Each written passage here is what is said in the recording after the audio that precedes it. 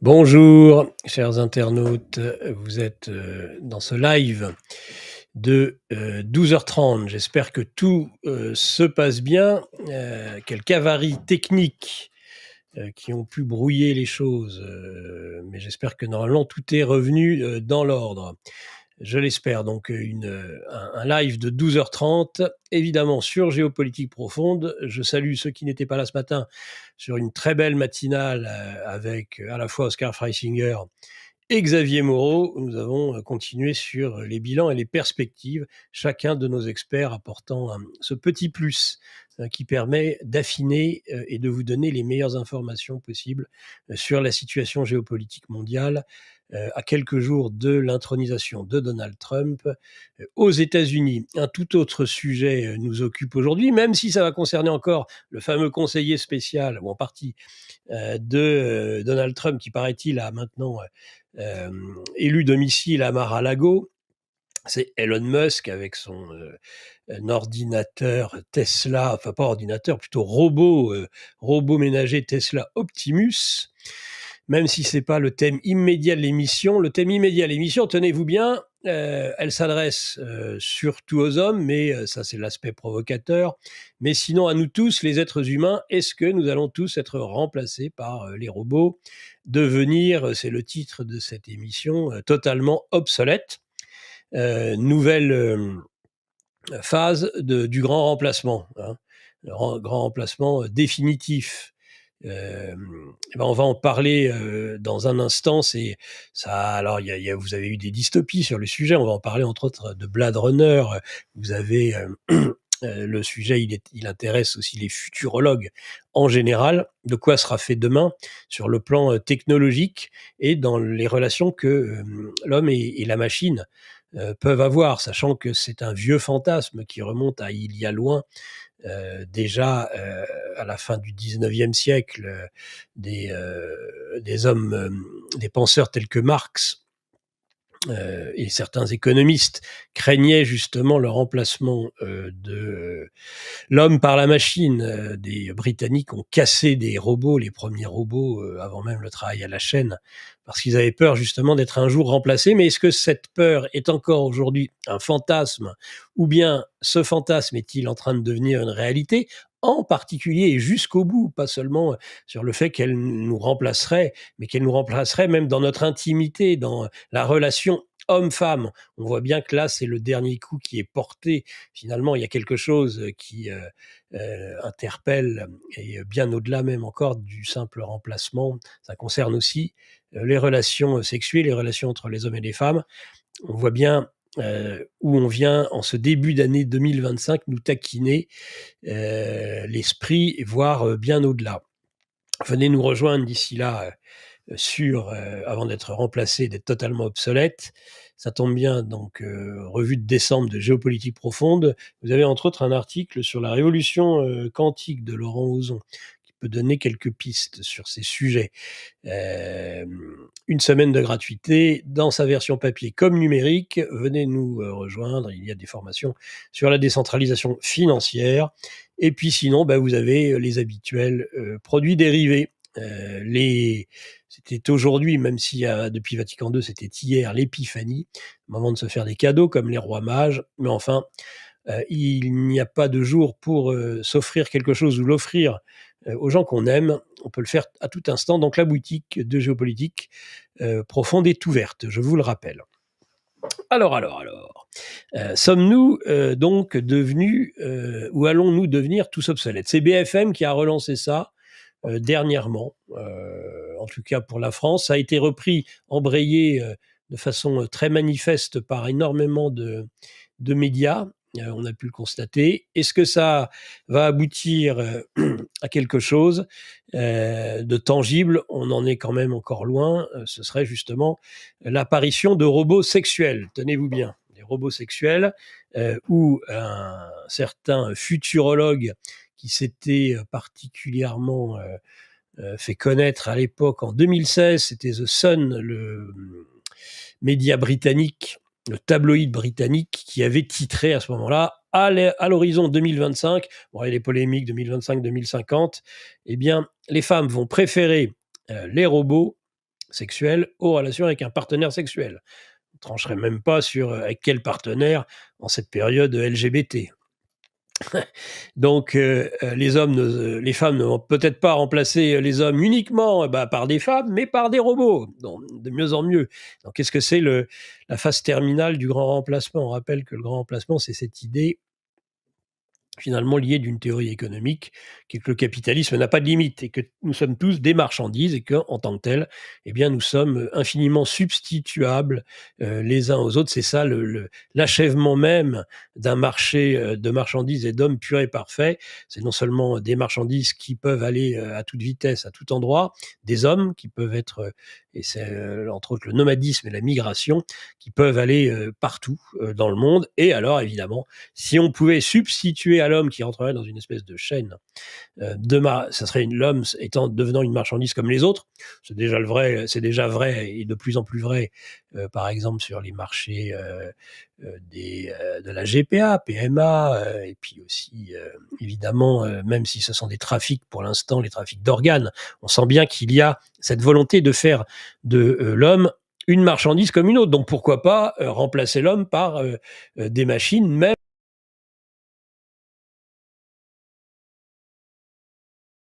peu ça qui est suggéré. Alors, c'est un pavé dans la mare et après on rétropédale tout de suite en disant: «Ah mais non, Ian Pearson, c'est pas ce qu'il a voulu dire. Il l'a pas dit 2005, il a dit 2050 et puis il a dit: "Non, non, c'est uniquement, heu, c'est l'ensemble des objets". C'est les femmes, auront plus d'expérience. Chaque mot devra être précis là, pour éviter de générer l'hilarité, générale dans cette émission. Disons que voilà, la femme pourrait être tentée par avoir des relations préférentielles avec des objets sexuels qu'avec un partenaire humain sexuel. C'était ça qui était dit. Alors là, évidemment, vous avez tout le marché, hein, des sextoys bien connus, et qui ne cessent de s'étendre. On avait constaté à un moment donné qu'on pouvait même en acheter dans les supermarchés. Ça fait des années que ça dure. Il y a une tendance, hein, de toute façon, il y a une espèce d'invasion des questions liées à l'intimité et à la sexualité, dans nos médias. Ça prend même un tournant assez étonnant, entre autres dans les magazines féminins actuellement. Il y a une accélération très forte. On rappelle Mimi Marchand, entre autres, une des grandes papesses, une des grandes prêtresses, devrais-je dire plutôt, de cette presse. On la sait très proche du couple Macron. Et il y a une accélération parce que, et c'est pas un hasard, c'est pas le fait, ils se copient pas les uns les autres. On sent qu'il y a une impulsion actuellement. On vise toujours les femmes, hein, et ça, c'est pas seulement parce que la Genèse, le serpent qui s'adresse à Ève plutôt préférentiellement qu'à Adam, mais c'était vrai par exemple avec la crise Covid, quand on voulait faire passer des messages, essayer d'impulser de la propagande, on visait les femmes. Rappelez-vous par exemple les photos des femmes masquées qui, dans la publicité qu'on avait un petit peu partout avec le masque, hein, évidemment, le masque qui nous sauve de l'horrible virus. Eh bien, on voyait que c'était pas préférentiellement des femmes. La propagande, est-ce que la femme devient plus décideuse qu'elle ne l'était à l'époque de l'inégalité entre les hommes et les femmes? Est-ce que c'est une volonté aussi toujours d'atteindre le paternalisme, le patriarcat, je devrais plutôt dire, la volonté de déconstruire l'homme, le mâle éventuellement blanc, mais on a vu que dans l'affaire Mazan, Dame Pellicot, après avoir bien déconstruit son mari, qui était plein de repentance, cherche et l'ensemble de la bien-pensance et de la doxa LGBT et woke cherche à déconstruire tout homme, quelle que soit sa couleur de peau, cela va sans dire. Donc ça commençait d'abord par une haine de soi, par les élites occidentales blanches, mais finalement aujourd'hui ça s'étend un petit peu, à toutes les communautés, même s'il y a quelque chose de préférentiel. On cherche, alors on a parlé beaucoup de publicité à un moment donné, où on voyait, cette volonté manifeste de la part, d'agences de publicité, paraît-il tenues, par, certains lobbies, de mettre en avant systématiquement la femme blanche avec un homme noir.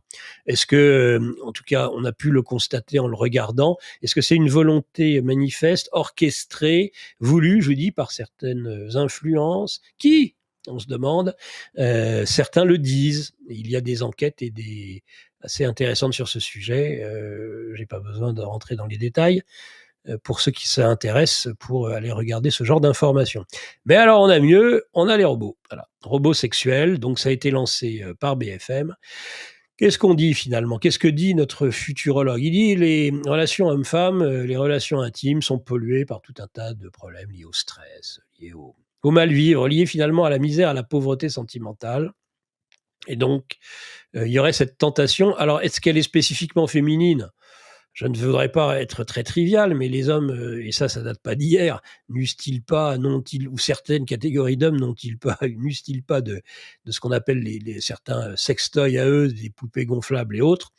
Bon, en même temps, c'est vrai que là, par rapport à ce qui nous est promis ou ce qui est promis aux femmes ou peut-être aussi aux hommes, ça n'a plus rien à voir, hein. C'est un saut, on passe, on passe de l'ordinateur première gé non même pas, de la machine, de la calculette première génération aux ordinateurs quantiques, hein, en termes de calcul, de vitesse de calcul, de capacité à s'adapter, aux partenaires de façon assez extraordinaire. Donc donc on s'interroge, est-ce que ça serait réellement, acceptable? Est-ce qu'on commence à lancer ça chez les femmes? Parce que finalement, c'est par elles qu'on cherche à casser encore toujours dans une logique woke LGBT, casser les tabous parce qu'on se dit: «Les femmes sont toujours celles qui sont».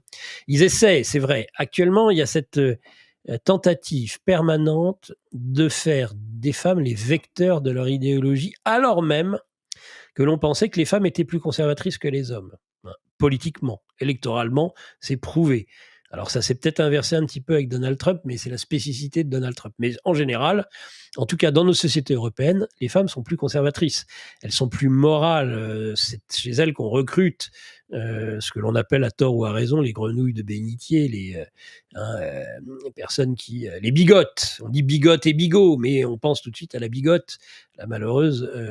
Il y a cette idée. Mais nous vivons dans un monde qui se déchristianise très fortement. Donc, est-ce que la femme peut considérer être jugée plus conservatrice?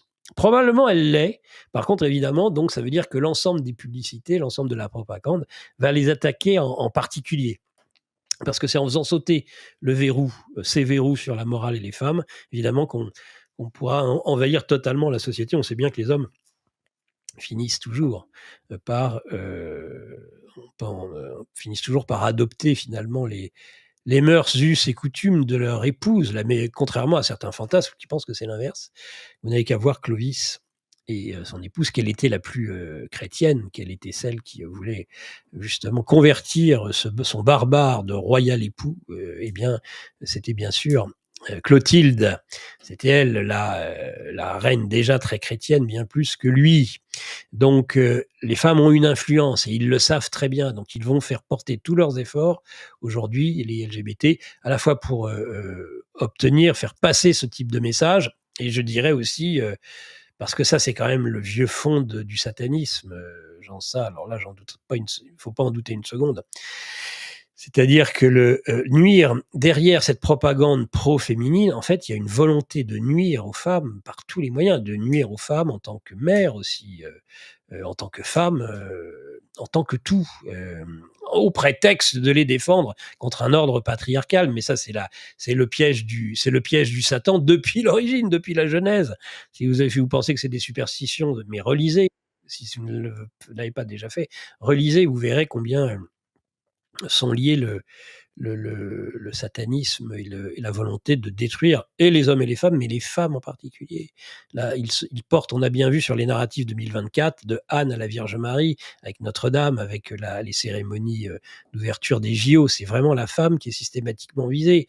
Le plus terrible exemple de cela, c'est la constitutionnalisation de l'avortement. On essaie de mettre ça comme une extraordinaire libération des femmes.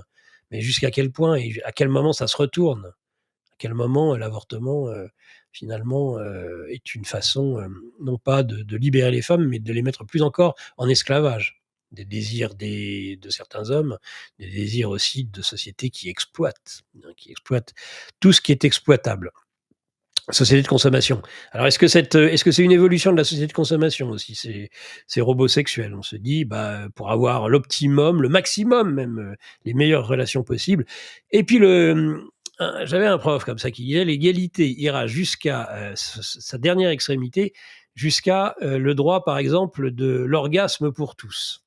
Il disait: «Il y a énormément dans l'humanité des gens qui atteignent ce genre d'extase, physique ne sont peut-être pas si beaux que ça, mais ça pourrait être une revendication, le droit à à l'orgasme pour tous». Vous m'excuserez, hein, pour, le côté un peu leste de mes propos ce midi, mais qui, moi, me semble être intéressant parce que est-ce que ça pourrait être atteint justement par un partenaire robot parfaitement adapté, qui pourrait être programmé, qu'on pourrait arrêter quand on le souhaite?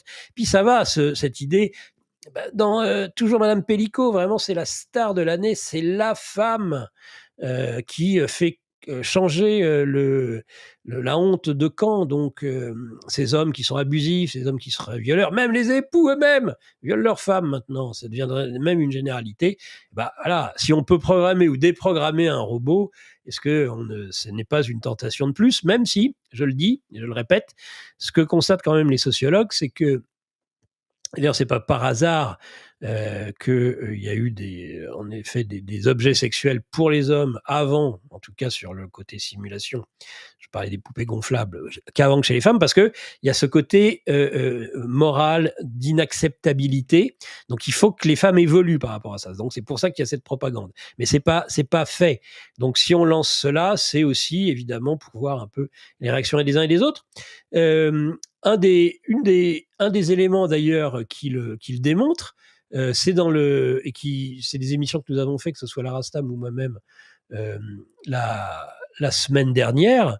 Hem, vous savez, cette fameuse histoire avec Simone Leigno, l'auteur de la mascotte, du jubilé de l'Église, catholique, qui a débuté avec, les 12 nuits saintes entre Noël et l'Épiphanie. Simone Leigno, donc est un spécialiste aussi LGBT, mais tenez-vous bien, il est aussi, donc quelqu'un qui, n'a pas hésité, à, faire créer des lignes avec de vibromasseurs en forme de diable pour les femmes. Donc là, on n'est pas sur des robots, mais enfin, on est bien sur de la technologie et on voit bien où ça mène, hein. Et c'est ce que je rappelle ce que disait Pearson, il disait pas, c'est vraiment des robots de type Optimus, hein, ou des androïdes, tels que les films dystopiques ont pu en développer. On va parler, si vous le voulez, à un moment de Blade Runner, sur ce sujet, par exemple, avec des humanoïdes où on se demande, ou des androïdes plutôt, et on peut se demander si les androïdes ne seraient pas finalement plus humains, que les hommes. Mais avant cela, donc, voir comment cette société de la consommation, de l'infinie substituabilité, pourrait aboutir à cette forme de grand remplacement. Bon. On parle un peu dans le vide parce que ça n'est pas encore le cas, mais enfin, Elon Musk, hein, cet Elon Musk, rappelez-vous, il y a quelques mois encore, il se mettait en scène, avec des images créées par intelligence artificielle, en train, d'avoir, les prémices, d'une relation amoureuse avec un robot, androïde, disons androïde clairement, puisque là on avait un corps de robot et puis un visage, typiquement, féminin, et la proximité des lèvres de ce couple qui, va peut-être s'unir. Donc, même si on sait bien que tout ça était, bon, dans les provocations habituelles de Musk. Mais, il y a un message derrière cela et c'est le message à la fois de la robotisation, mais aussi de l'intelligence artificielle. Avec peut-être, là où les éléments les plus, et ça on va en parler dans un instant, peut-être les plus, provocateurs dans ces histoires, c'est pas tant que l'homme soit remplacé par un robot, que le mélange, et c'est là que Blade Runner reste vraiment une dystopie indépassable, parce qu'elle fait vibrer l'âme, elle interroge profondément, c'est le mélange encore. C'est mieux encore que la substitution. C'est mieux ou c'est pire? C'est pire surtout, parce que ça générerait une humanité, dans sa totale déchéance, une humanité définitivement déchue, qu'on retrouve dans certaines polémiques qui étaient déjà attisées par Musk à une époque, à l'époque de la crise sanitaire à peu près, et juste avant, lorsque, avait été dénoncée l'idée que le patron, de Tesla, avait ambitionné, d'inclure des puces dans le cerveau. Alors d'abord, il l'aurait fait sur des cochons, puis maintenant, il serait très proche d'y arriver chez les hommes. Alors on avait beaucoup ri à l'époque. Moi, c'est vrai que j'en ris encore aujourd'hui parce que ça me paraît complètement, alors là, pour le coup, complètement ridicule. Pour l'instant, en tout cas, le cerveau humain fonctionnant selon des modes que l'on connaît à peine, on est incapable de savoir exactement comment on n'a aucune idée de la notion de conscience. On se demande si le cerveau, est-ce que c'est vraiment là le siège de la conscience ou est-ce que c'est juste un transformateur, que la conscience est extérieure à l'homme. Donc, je dirais, avant de réussir à avoir des puces d'hommes augmentés, alors oui, mais ça créerait une déchéance totale. Mais est-ce que ça l'augmenterait? Est-ce que ça l'abîmerait pas un peu plus qu'il ne l'est déjà? Comme certains réagissent à juste titre dans le chat. On peut se demander en effet si c'est vraiment la meilleure façon. Mais en tout cas, cette idée de fusionner la machine et l'homme, le robot intelligent par IA et l'homme, ça c'est vraiment peut-être la transgression ultime. Parce qu'il y a le processus dans lequel nous évoluons aujourd'hui, dans cet Occident, dans ce monde monstre, monde mondial mais monde monstre, c'est non seulement le fait que les éléments soient substituables, mais pourquoi? Comment peuvent-ils être substituables? Ils sont substituables parce qu'il n'y a plus de limites, il n'y a plus de barrières, il n'y a plus de frontières entre les espèces, par exemple. Ça donne, paraît-il, des zoonoses, paraît-il. Il y a d'autres manières aussi de générer de la saloperie, mais bon, dans des labos, par exemple, et pas seulement. Donc, je dirais que l'idée de franchir toutes les limites, entre l'homme et l'animal, mais finalement entre l'inerte et la vie, entre l'intelligence vivante et l'intelligence artificielle. Le fait de passer cette étape, de réussir à la franchir, que ça soit la dernière des limites. On rappelle que nous avons un pape qui montre toute son idéologie mondialiste quand il a reproché à Donald Trump, dire un vrai chrétien, mais qu'est-ce que, mais monsieur, mais Bergoglio, pour qui vous prenez-vous, tout évêque de Rome que vous êtes, pour définir ce qu'est un bon chrétien ou un mauvais chrétien? Il avait dénoncé Trump à l'époque, en 2016, lui qui nous exige de nous chrétiens plein de tolérance, l'intolérance de ce pape, qui disait un vrai chrétien, en parlant de Donald Trump, il n'est pas là pour faire des murs. Vous savez, c'est la fameuse limitation avec le Mexique. Il est là pour faire des ponts. Mais c'est vrai pour les phénomènes migratoires, mais c'est vrai pour tout. C'est-à-dire que c'est la marque de ce monde postmoderne, c'est de franchir toutes les limites, de détruire. Et derrière toutes les limites, il y a le sacré. Parce qu'en fait, là où il y a de la limite, c'est qu'il y a du sacré.